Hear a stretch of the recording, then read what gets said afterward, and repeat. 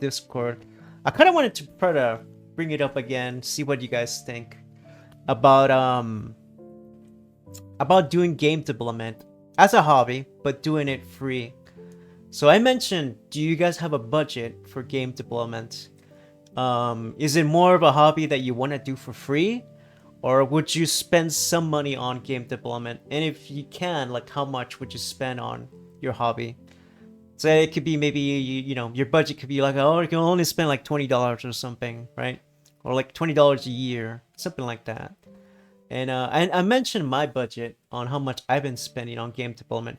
I honestly think I probably spent about $400 in game development. This is on using assets, using music, using what else? Tools, certain Unity tools that I can use. Music too as well. I used it on music, etc. Right? Those sort of things. I'm just wondering, like, would you guys spend? How much would you guys spend on doing like that sort of thing? For me, since I do like some of you guys were saying, I would probably spend some budget on it. I maybe spend $200 on 8 years. Okay, that's not bad. $200 is not bad at all. Yeah, I'm not that far off actually. Maybe 4 or 5 assets. Actually, that's pretty good. Yeah, that's not that bad. Do you regret spending those $400 or $200? Like in the following 8 years, were they useful? Would you say that those assets or that you use it on, were they actually pretty good? Like easy building systems, like in control and it was an NWH Vehicle Physics 2. In control is invaluable. Okay, so there you go. So if it's something like you can use for sure, then I would say yeah, it's valuable. Like for me, in my case, I think the assets I use, the tools I use, like the Damage Number Pro, the couple of other like VFX systems I got, those are really useful. I'm telling you, I use them all the time when I do game development. There's a few things I would say I definitely do not regret spending money on that I can probably, if I wouldn't have spent money on it, I don't think I would be able to do the same game development as I do now.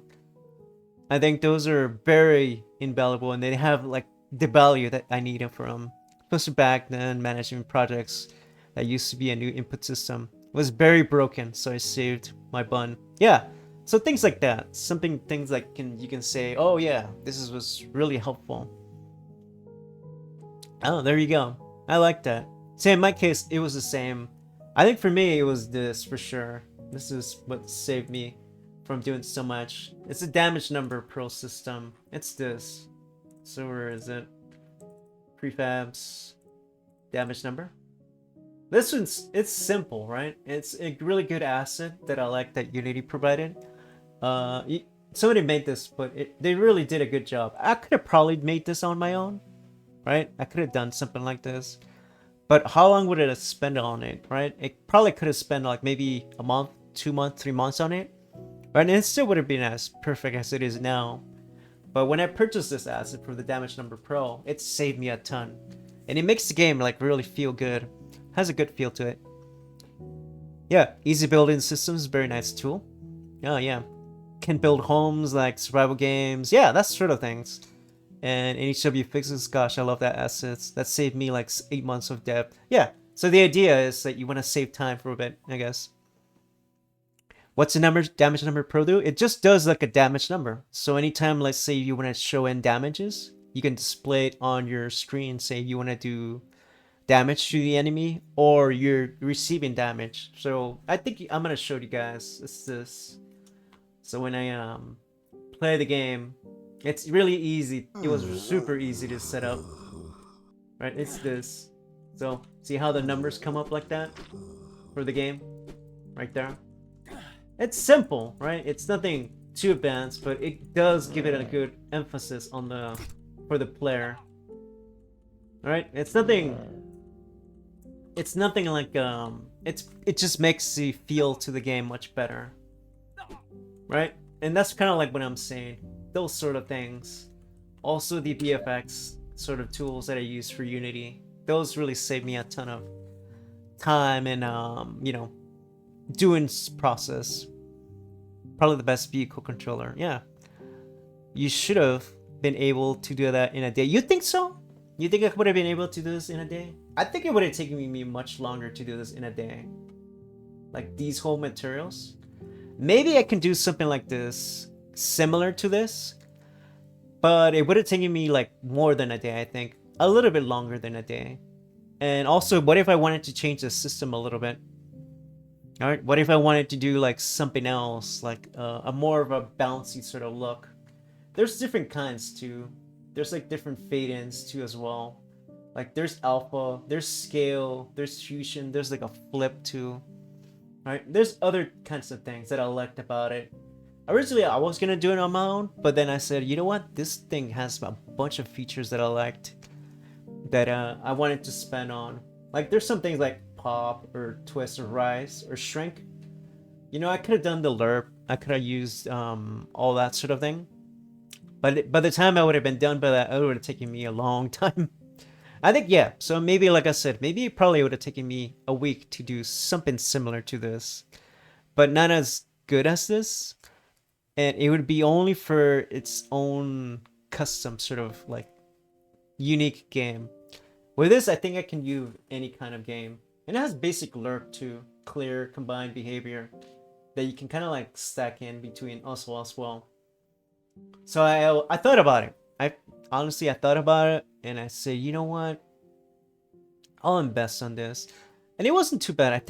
I got it on sale for like $15. And I said, you know what? It's worth the investment. So those sort of things I think I would invest in. Also assets, certain assets I would say. Say maybe now that I'm much better with Blender, some certain assets I would much rather like do myself. Like maybe like if it's like a rock, right? Or if it's a plant, that I can do real quick. But let's say it's like a table, like a really like a bunch of tables or a group of assets that would take me much more longer to make, right? Maybe a week. All right, if it's gonna take me a week, I probably would spend like maybe maximum like 10 to 15. Obviously, if it's like $100, then no, I'd rather do it myself, of course, right? If it's like 50, maybe 25, that might be something I can just do myself. Yeah. There are other assets that I didn't want to spend on time on, like what's that old ICD display, also about 2 animal packs for €10.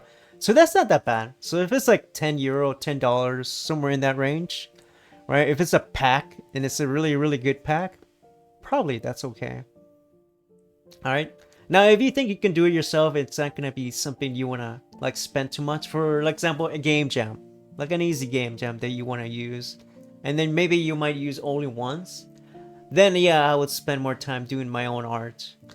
But if you figure like, oh well, these are generic assets, like like say for example, fancy tables, fancy chairs, like fancy interior that you can see yourself making or using a lot in a game or games, I should say games, then I would say it's for sure it's worth buying certain assets. Yeah, just keep in mind it's a hobby, and then you spend whatever your budget is for. So say you say, you know what, $10 is too much for me. I'd rather make it myself than do it yourself. But if you don't want to, you want to save your time, then I would say, yeah, it's worth it. Obviously, don't go overboard and like spend your whole money on assets or tools. Just know how to use your money wisely. If it's not worth it to invest time, it's not that pricey. Let me read that again. If it's not worth it to invest time, it's not too pricey. Depends. And hey, it'll help devs too for all. I mean, yeah, it does help devs, right? They make that sort of thing. It's fine.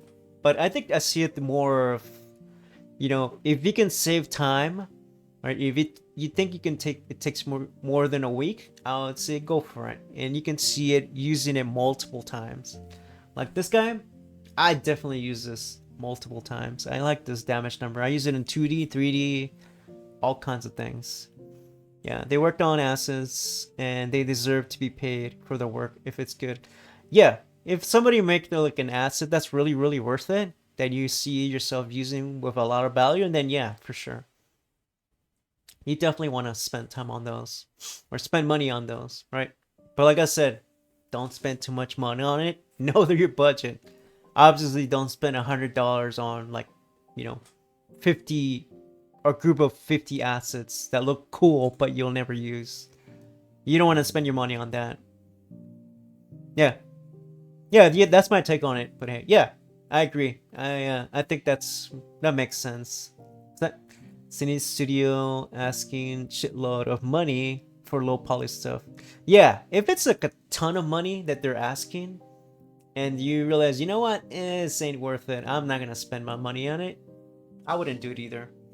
Yeah, that's my take on using spending money on your hobby. If you find it useful, go for it. And if it's a spare cash that you can use, right, go for it. Or obviously don't spend it if you're gonna realize, oh, let's see how am I gonna make my money back. Obviously don't do that, but think a bit more of as more of a use.